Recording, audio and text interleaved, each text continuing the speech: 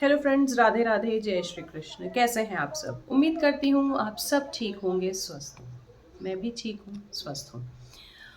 तो 2-3 दिन 4 दिन आप लोगों से मैं मिल नहीं पाई थी, तो बड़ी व्यस्त थी। मैं भी व्यस्त क्या थी, इस घर से अब हमारा टेन्योर ख़त्म हो गया है, हमें दूसरे घर जाना है, तो हम घर ढूंढ रहे थे।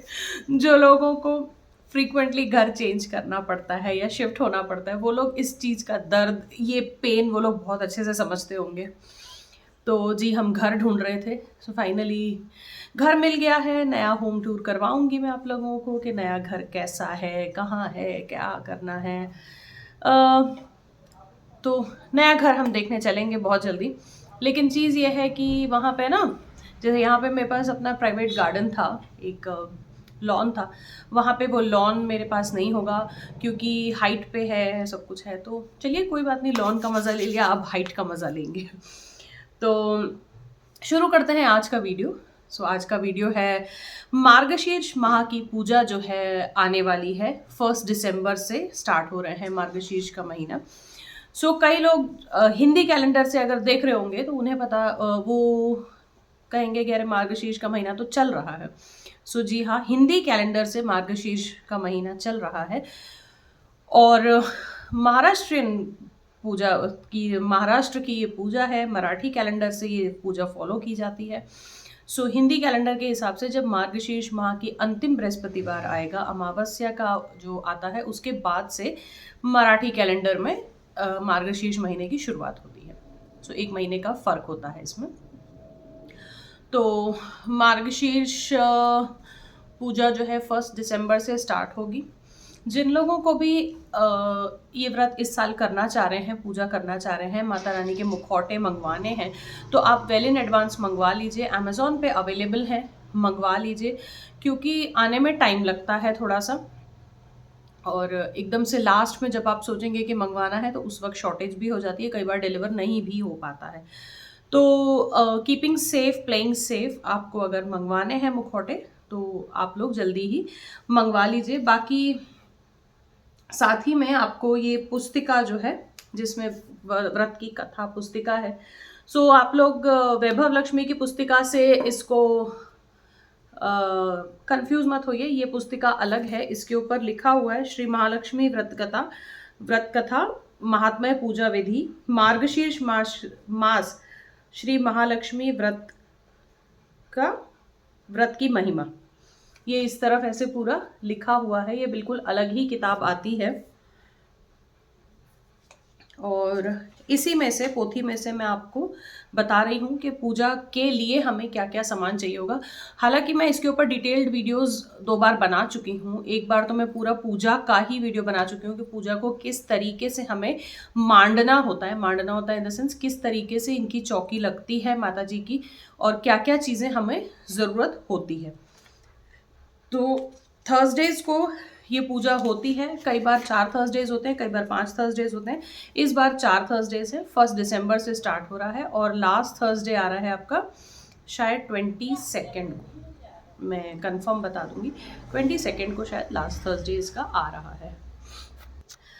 जी फ्रेंड्स, 22 कन्फर्म्ड है। 22 को लास्ट व्रत पड़ेगा मार्गशीर्ष का, और शुरू हो रहा है 1 दिसंबर से। तो इसमें हमें क्या क्या चाहिए होता है, सबसे पहले तो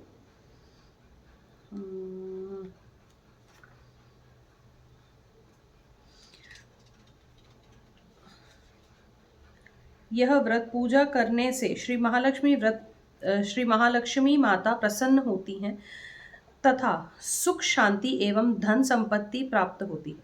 यह व्रत करने वाली स्त्री तथा पुरुष दोनों मन से स्वच्छ एवं आनंदमय होने चाहिए। ये है कि कोई भी व्रत, कोई भी पूजा जब हम करते हैं, तो ये तो है कि हमें अपनी स्वच्छता तो देखनी ही होती है। ऑब्वियस सी बात है कि स्वच्छता का पालन तो हमें करना ही करना है। कई घरों में, जैसे हमारे यहाँ भी है, और मेरे जैसे ही कई घरों में और भी होगा, कि थर्सडेज को जो है सुहागन औरतें सर से नहीं नहाती हैं, या इस तरीके की बोली जाती है।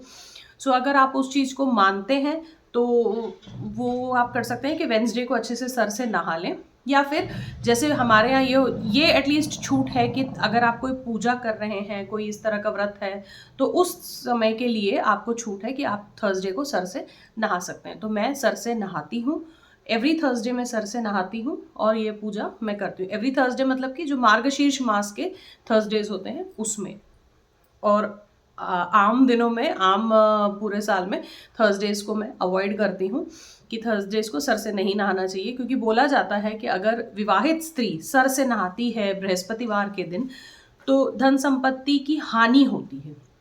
लेकिन अगर आपके घर में कोई पूजा पाठ है, कोई शुभ कार्य है, तो उसमें आपको जहाँ स्वच्छता की पालना करनी है वहाँ पे आपको थर्सडेज को, अगर कोई थर्सडे पड़ रहा है तो सर से ज़रूर नहाना चाहिए। सो हमें क्या क्या चाहिए? तो सबसे पहले हमें चाहिए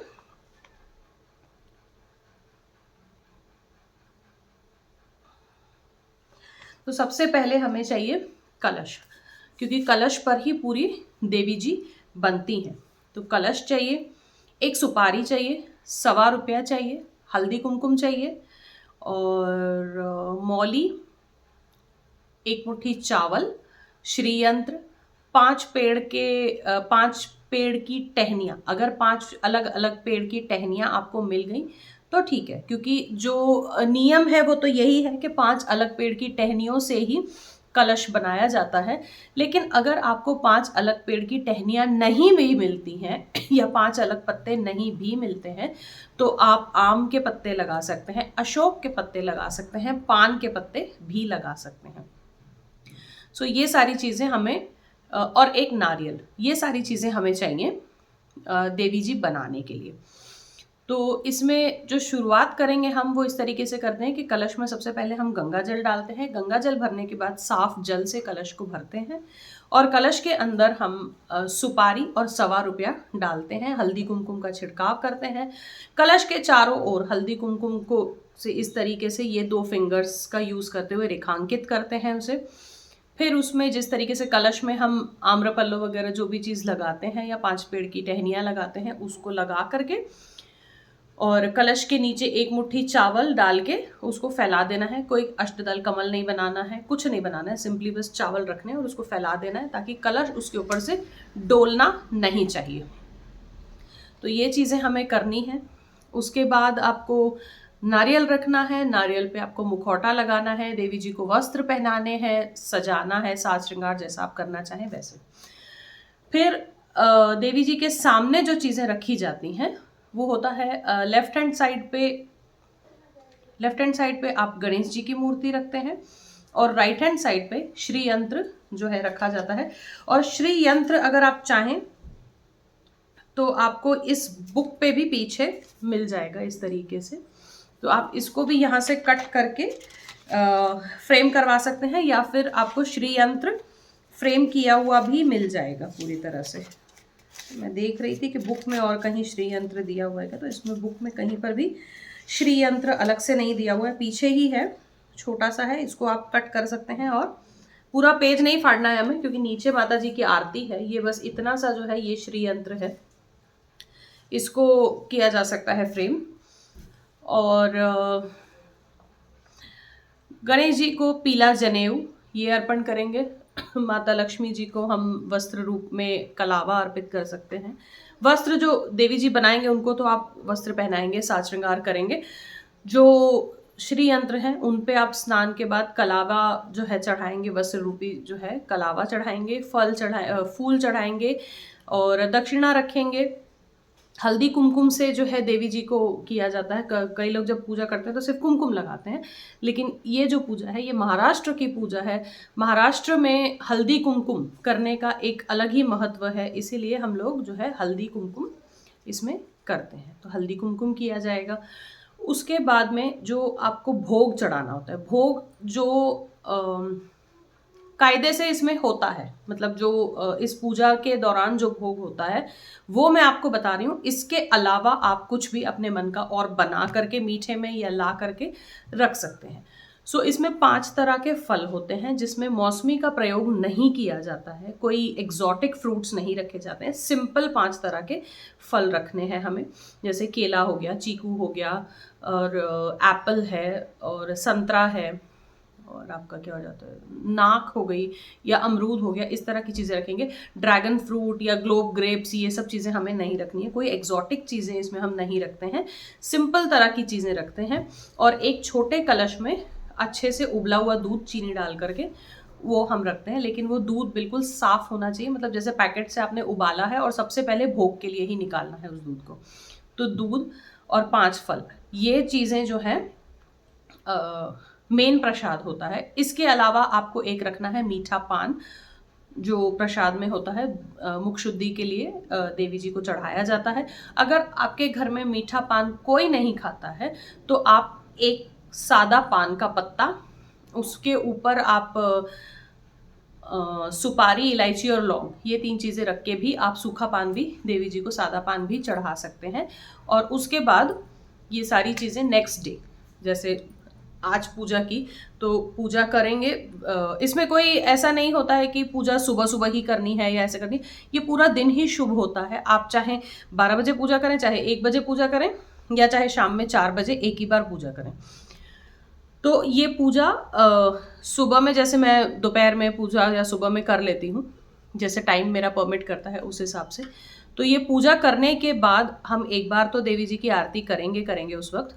उसके बाद हम सारा दिन देवी जी को अकेला नहीं छोड़ते हैं। तो जब भी आप ये देवी जी बनाएंगे तो कोशिश कीजिए कि ऐसी जगह बनाएं कि घर के अंदर मेन लिविंग रूम में जहाँ आप लोग बैठ रहे हैं, या जहाँ सबकी चहल पहल लगी रहती है, उस कमरे में आपका आना जाना लगा रहता है, उस जगह पे ये देवी जी को हम मान देंगे। या फिर किचन में आपके पास, जैसे अगर एल टाइप या ऐसे किचन बहुत बड़ा है, एक स्लैब कंप्लीट आप खाली करके उस जगह पे थोड़ा सा जगह खाली करके वहाँ बना सकते हैं। और प्रोवाइडेड उस दिन आपके घर में कुछ भी नॉनवेज नहीं बनेगा, क्योंकि देवी जी को रात में खाने का भोग लगता है, और भोग में पूरा पूरा शुद्ध खाना होता है जिसमें प्याज लहसुन भी नहीं पड़ता।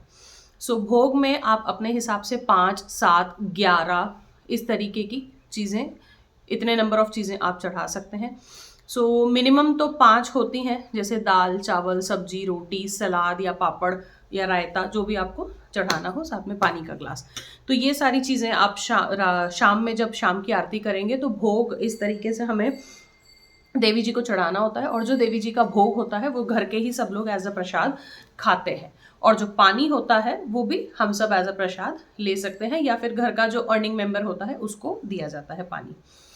नेक्स्ट डे हम जब पूजा हो गई, नेक्स्ट डे ये सारा जो सेटअप हम बनाते हैं, जो देवी जी को बनाया जाता है, वो पूरा डिसमेंटल करना होता है, बिल्कुल अलग अलग करके सब चीज़ें रख देते हैं।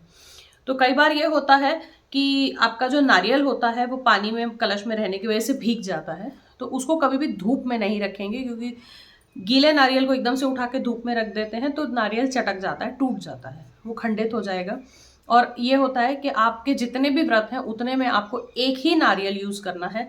कलश के अंदर की सुपारी और ₹1.25 जो है वो भी एक ही यूज़ करना है, मतलब जो पहले दिन यूज़ किया वही चारों व्रत में आपको यूज़ करना है। सो इन चीज़ों का खास ध्यान रखिए कि नारियल जो है चटकना नहीं चाहिए। नारियल सुखाने के लिए आप रूम में या मंदिर में ऐसे इस तरीके से रख दीजिए, अपने आप सूख जाता है, कोई दिक्कत नहीं होती है। सुपारी भी, ₹1.25 भी वही वाला चारों व्रत में यूज़ करना है। उसके बाद आप चाहें तो उसे बहा सकते हैं या मंदिर में रख सकते हैं, या सुपारी तो खैर आप बहा दीजिए, क्योंकि लास्ट व्रत में जब हम विसर्जन करते हैं देवी जी का तो सुपारी वगैरह सब बहा दी जाती है, और जो ₹1.25 होता है वो हम अपनी तिजोरी में रख लेते हैं। ₹1.25 ना मिले तो आप ₹2 का सिक्का डाल लीजिए, मगर अटकना नहीं है पूजा में कहीं पर भी। सो इस तरीके से जो है ये पूजा होती है। चारों व्रत में चावल भी जो हमने चौकी पे बिछाए थे कलश के नीचे, चारों व्रत में चावल भी वही होते हैं। और जो श्री यंत्र रखते हैं और गणपति जी रखते हैं उसके नीचे, उनके नीचे हम जो आसन देते हैं वो पान के पत्ते का देते हैं। पान का पत्ता रख के ऊपर थोड़े से चावल रख के उनके ऊपर ही आसन देते हैं हम गणपति जी को और श्री यंत्र को। सो वैसे तो डिटेल्ड वीडियो है ये, और इसके अलावा एक कंप्लीट डिटेल वीडियो पूजा को कैसे मांडना है वो भी मैंने बनाया हुआ है। अभी मुझे लगता है वो शायद 2020 में होगा, तो आपको थोड़ा सा सर्च करना पड़ेगा उस वीडियो को। महालक्ष्मी व्रत कथा के व्रत पूजा या व्रत कथा के नाम से वो वीडियो है, तो उसमें आपको थोड़ा सा सर्च करना पड़ेगा, लेकिन मिल जाएगा। उसमें आपको पूरा श्रृंगार भी दिख जाएगा कि मैं देवी जी का श्रृंगार कैसे करती हूँ, कैसे मैं सजाती हूँ, किस तरीके से ये पूजा की जाती है। सो उसमें इन ऑल सब कुछ है। और भोग में बहुत सारी चीज़ें ऐसी हैं जो आप बिना प्याज लहसुन के बना सकते हैं, तो वही चीज़ का भोग हम देवी जी को लगाएंगे।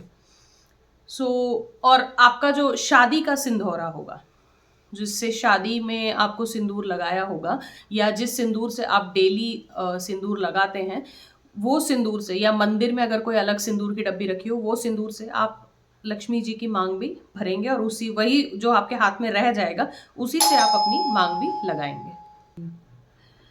इसी तरीके से जो है ये पूजा की जाती है। वैसे तो मैंने अब आपको सारी चीज़ें इसके अंदर बता दी हैं, क्या होना चाहिए, कैसे होना चाहिए।